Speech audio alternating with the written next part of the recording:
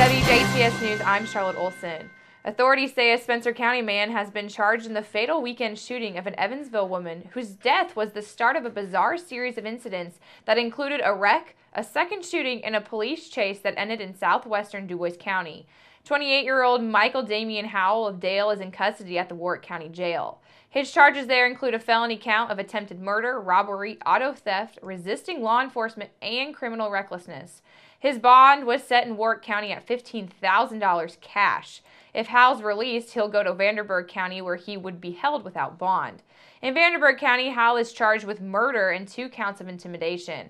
Warwick County deputies found 30-year-old Beverly Carnes of Evansville shot dead in a wrecked vehicle on Indiana 68 near Gales Road on Saturday afternoon.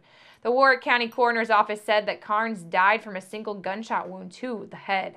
Investigators believe that she was shot in Evansville earlier on Saturday, and authorities believe that Howell drove into Warwick County and wrecked on Indiana 68.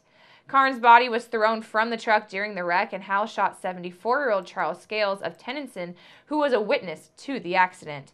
Warwick County deputies say that Scales was waiting for police to arrive at the scene of the wreck.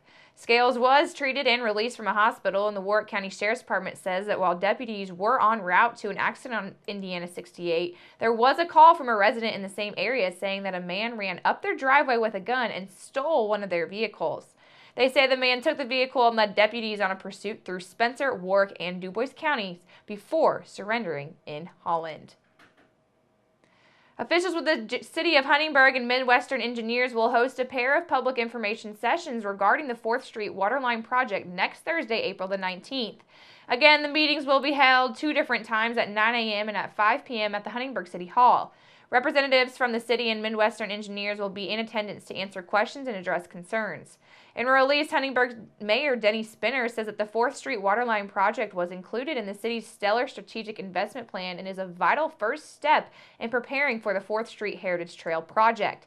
Spinner says that city's officials understand that there will be some inconvenience for merchants and residents along 4th Street and says that these public meetings are being held so that there is open communication for everyone involved and impacted by this project. For more information, please contact Rachel Strickler at Huntingburg City Hall at 812-683-2211 or email rsteckler@huntingburgin.gov. Dubois County Treasurer Chad Blessinger says that local property tax statements will hit mailboxes this week and that the final day to pay the first installment of property taxes on that time is May the 10th. Blessinger notes that the Treasurer's office is open from 8 a.m. until 4 p.m. Monday through Friday, and an after-hours drop-off box is also available at the Dubois County Annex Building on the corner of 6th and Jackson Streets in Jasper. Blessinger says the office will announce extended hours closer to the due date, and he says if a taxpayer does not receive a statement by the 21st of April, that they should contact the Treasurer's office for a duplicate statement. Any questions or concerns can be directed to the Dubois County Treasurer's office by calling 812-481-7080.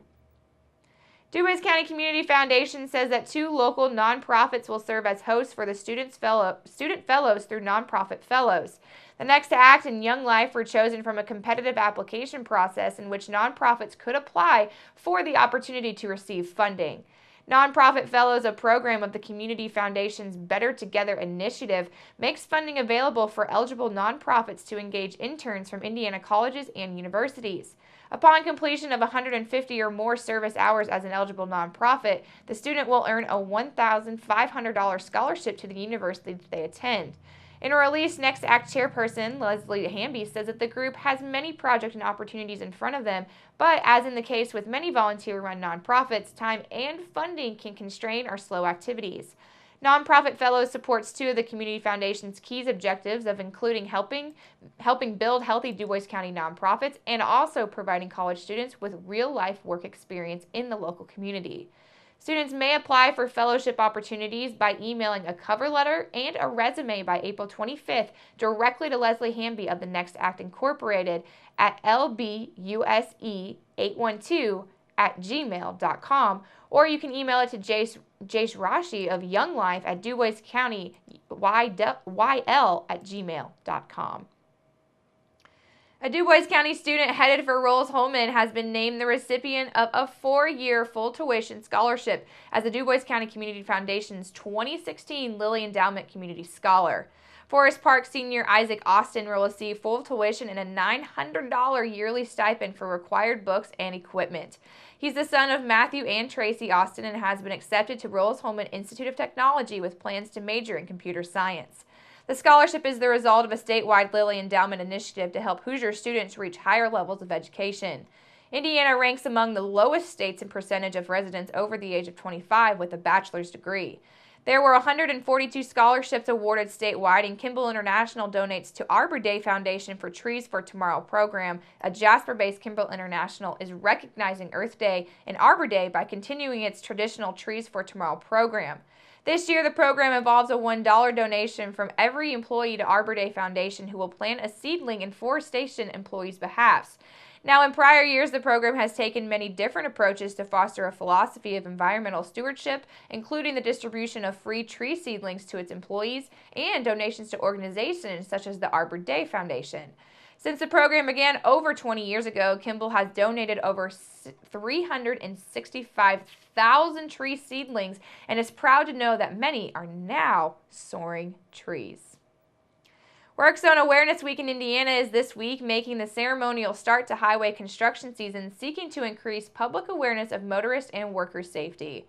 In order to take care of existing highways and bridges and aggressively build for the future, the Indiana Department of Transportation is investing more than $850 million or more on 770 construction projects scheduled to begin across the state in 2016.